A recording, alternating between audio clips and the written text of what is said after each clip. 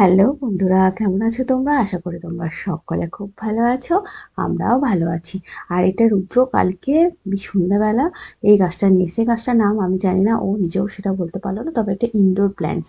কিন্তু দেখবে যতই ইনডোর প্ল্যান্টস হোক না কেন, এই গাছগুলোকে যদি একটুখানি মানে বাড়িতে তো সবসময় থাকবে, কিন্তু মাঝে মাঝে বলতে সপ্তাহে একদিন করে হলেও একটু হাওয়া বাতাস রৌদ্রের মধ্যে রাখলে গাছগুলো ভালো হয়। তবে কড়া রৌদ্রটা নিতে পারে না, হালকা আলো বাতাসের মধ্যে রাখলে গাছগুলো ভালো গ্রো করে।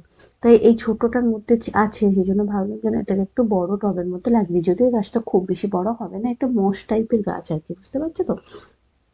তো কাল ছিল 23শে সেপ্টেম্বর, আমাদের রুদ্রর আর আমার হচ্ছে প্রথম দেখা। তো সেই জন্য ও প্রথম দেখা কিছু তো একটা আনতে হবে, তো সেই জন্য এই গাছটা, আমি গাছ যেহেতু ভালোবাসি তাই এই গাছটা নিয়ে চলে এসেছে। আর এই জায়গায় আমি ভালো করে যত্ন করে তুলে রেখে দিলাম। একটু মানে বকাঝকাও করলাম, কেন বলো তো? আমরা তো চলে যাচ্ছি, বলো কে যত্ন করবে? সেটা একদম মরে গেছে, তখন যে কি কষ্ট হবে। আমি গাছ মারা গেলে আমার এত কষ্ট হয় কি বলবো, যতটা সম্ভব পারি ঠিকঠাক করে দিয়েই যাবো। তো এবার অন্যবারে কি রুদ্র থাকে, তাও কত গাছ মারা যায় দেখেছো, তোমাদেরকে বলেছি। এবার আবার রুদ্রও যাবে আমাদের সাথে, পুরো একটা সপ্তাহ কি করে যাবো আমি সেটাই ভাবছি। তো যাই হোক, আর এখানে বাসন ধুয়ে দিয়ে গেছে বোনটা, সেগুলো আমি গোছাচ্ছি। তোমাদের সাথে কিছু মানে একটা কথা, মানে কিছু কথা আর কি বলছি, যেটা আমার বেশ কিছুদিন ধরে আমার ইনবক্সে মানে সব জায়গায় দেখছি, একটা বারবার করে একটা জিনিস ঘুরে ফিরে আসছে, যে আমার কি কোনো বয়ফ্রেন্ড আছে, আমার কে বয়ফ্রেন্ড, আমি কার সাথে মানে প্রেম করি এরকম। দেখো, বয়ফ্রেন্ড কথাটা কিভাবে তোমরা বলছো সেটা তো বুঝতেই পারছি। বয়ফ্রেন্ড মানে তো হচ্ছে ছেলে বন্ধু, তো সেই ক্ষেত্রে যদি বলি আমি, তাহলে তোমার ছেলে বন্ধু আছে, এবং শুধু আছে না, অনেক আছে। বন্ধু তো সবাই, সে ছেলে হোক মেয়ে হোক, আমি বন্ধু মনে করি, যাকে ছেলে বা মেয়ে আলাদা করে এরকম করে ভাবি না আমি। তো সেই ক্ষেত্রে বলবো বন্ধু আমার অনেক আছে। কিন্তু একদম মেনশন করে দিচ্ছে যে আমি প্রেম করি কিনা, মানে একজন বিবাহিত মেয়েকে, এবং আমি একজন মা, তাকে এই ধরনের প্রশ্ন করা যায় কিনা আমি আদৌ সেটাও জানি না। কিন্তু এখন যেহেতু উঠেছে যে একজন আমার স্বামী থাকবে, তার সাথে আরেকজনকে নিয়ে ঘোরা, বা স্ত্রী থাকবে তার সাথে আরেকজনকে নিয়ে ঘোরা, এটা একটা এখন ট্রেন্ড বলতে পারো, ট্রেন্ডিং চলছে।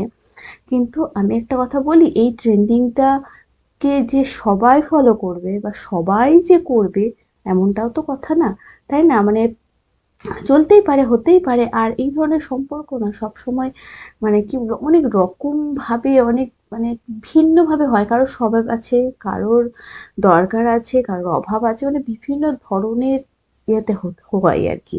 তো সেইসব নিয়ে তো আমি যেতেই চাই না। আর আমার ক্ষেত্রে আমি বলবো যে আমি এটাকে মনে করি একটা বাড়তি বোঝা। কারণ আমার অভাবও নেই, স্বভাবও নেই। তাই আমার মনে বাড়তি বোঝা। আমি তো সুখে আছি। সুখে থাকতে ভূতে কিলো, এরকম একটা ব্যাপার আছে না? আমার তো সেরকম মনে হয়। আর কি জানো তো, যখন হাসব্যান্ড মনের মতো হয় বা স্ত্রী মনের মতো হয়, আমি দুটো দিকই বলছি। বন্ধু হয়, কেয়ারিং হয়, তোমার প্রেমিক হয়ে হয়, প্রেমিক বা প্রেমিকা হয়ে ওঠে স্ত্রীরাও বা হাসবেন্ডরাও। তো সেই ক্ষেত্রে না আর বাইরের কাউকে প্রয়োজন হয় না। বলছি না, ওটা মানে ওটা অনেক অনেক রকম ভাবে হয়, অনেক কারণ আছে সেটা, তো আমি সেই দিকে যেতেই চাইছি না। কিন্তু আমার বিশ্বাস করো, আমার হাজবেন্ড এত ভালো, কেয়ারিং, ফ্রেন্ডলি, ওর সাথে সমস্ত কথা বলা যায়, মানে যাবতীয় সমস্ত কথা বলা যায়। তো এই ধরনের এরকম সম্পর্ক থাকলে আর এক্সট্রা বাইরের কোনো সম্পর্কের দরকারই পড়ে না। আর আর যখন আমি একা থাকি, হ্যাঁ একা তো মানে সবাই আমরা দিনের শেষে একা, কারণ সবাই নিজের নিজের কাজ নিয়ে ব্যস্ত, সেও তার কাজ নিয়ে ব্যস্ত, আমিও আমার কাজ নিয়ে ব্যস্ত। তো একা তো অনেক সময় লাগে। কিন্তু এখন যে বয়সে এসে দাঁড়িয়েছি, যত বড় হচ্ছি না ততই একা জিনিসটাকে বেশি ভালো লাগছে। মনে হচ্ছে সমস্ত বাইরের জগৎ থেকে একটু একা থাকি। বাইরের জগৎটাকে তো দেখছি, চিনছি, সবাই কিরকম স্বার্থপর। আজকালকার মানুষ স্বার্থ ছাড়া তো কিছুই বোঝে না। তো স্বার্থ ফুরালেই আমি শেষ আর কি, তো এইরকম আর কি ব্যাপার।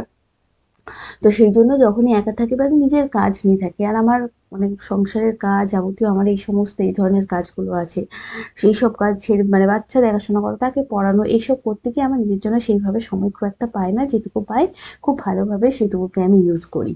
তো তাই একা থাকা বা একা লাগার ব্যাপারটা এখন এই মুহূর্তে আর হয় না, একটা সময় হতো হয়তো, কিন্তু এখন সত্যি কথা বলতে হয় না। তাই আমার এই ধরনের সম্পর্কের কোনো দরকার হয় না। বন্ধু আছে, খুব ভালো বন্ধু আছে, তাদের সাথে কথা বলি। আর আমি এখন যাদের সাথে আমার মনের মিল হয়, মতের মিল হয়, একটু আমার সেম আর কি, তো তাদের মানে আমার মতের সাথে আর কি এর সাথে সেম, তো সেই ধরনের মানুষের সাথেই এখন আজকাল আমি কথা বলি। যাদের সাথে আমার মনের মিল হয় না, মতের মিল হয় না, কোনো দিক থেকেই মিল নেই, তো সেই ধরনের মানুষের সাথে খুব একটা বেশি কথা বলি না। তবে এক্ষেত্রে বলে রাখি যে আমি কিন্তু সবার সাথে মিশতে পারি, সবার সাথে মিশতে পারি, কিন্তু আমি কার সাথে আমার মনের কথা বলবো সেটা আমি ডিসিশন নিই বা আমি ভেবে, আমি এইটুকুও মানে বোধ বুদ্ধিও আমার আছে, তাই মিশতে কিন্তু আমি সবার সাথেই পারি।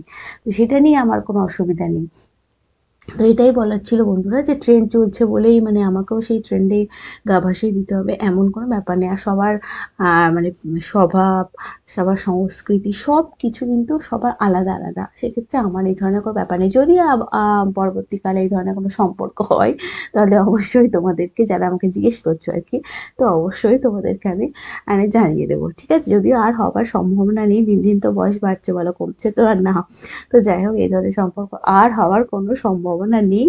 আমার হলে, আমার হাজবেন্ড হলে আমি একটা কথা বলি জানো তো, যে হ্যাঁ, আমার সাথে তোমার সংসার করতে একটু ভালো নাও লাগতে পারে, তার জন্য আমি অন্য মানে তোমাকে লুকিয়ে অন্য কিছু কেন করতে যাব, সেটা করবো না, তোমাকে ছেড়ে দিয়েই করবো। আমি রুদ্র তাই মানে তাই বলেছি, যদিও আমাদের ছাড়াছাড়ি কোনো সুযোগই নেই, চান্সও নেই, তাই বললাম আর কি, মানে এটা ঠিক না, লুকিয়ে লুকিয়ে কেন করব? আমার পছন্দ হচ্ছে না, তোমার সাথে থাকতে ইচ্ছে করছে না, আমি তোমাকে ছেড়ে দিয়ে অন্য কারোর সাথে আবার থাকবো, এটা ঠিক মনে করি আমি। তো মানে লোকানো চোকানোটাও ঠিক পছন্দ করি না। তো যাই হোক, আজকের ভিডিওটা এইটুকুনি থাকলো। পরবর্তী ভিডিও নিয়ে খুব তাড়াতাড়ি চলে আসবো আমি, প্রিয়মা। ততক্ষণের জন্য সকলে সুস্থ থেকো, ভালো থেকো, চলো টাটা।